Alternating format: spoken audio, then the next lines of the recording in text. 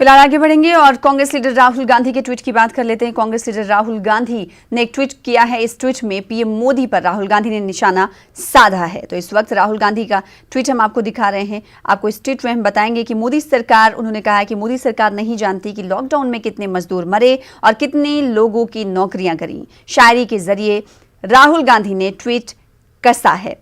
कहा, उनका मरना देखा जमाने ने, एक मोदी सरकार है जिसे खबर ना हुई। तो कांग्रेस लीडर राहुल गांधी ने ये ट्वीट किया है। कल की अगर हम बात करें तो कल अपोजिशन पार्टियों की तरफ से लोकसभा में ये बात रखी गई और ये बात पूछी गई मरकजी हुकूमत से कि आखिर माइग्रेंट जो लेबर्स थे उनके अमवात की तादाद कितनी है। इस पर इसके जवाब में मरकजी सरकार की तरफ से कहा गया कि उन्हें नहीं मालूम, जिस पर आज राहुल गांधी ने ट्वीट किया है और शायरी के जरिए तंज कसा है मोदी सरकार पर। उनकी तरफ से शायरी के जरिए कहा गया है कि उनका मरना देखा जमाने ने, एक मोदी सरकार है जिसे खबर ना हुई।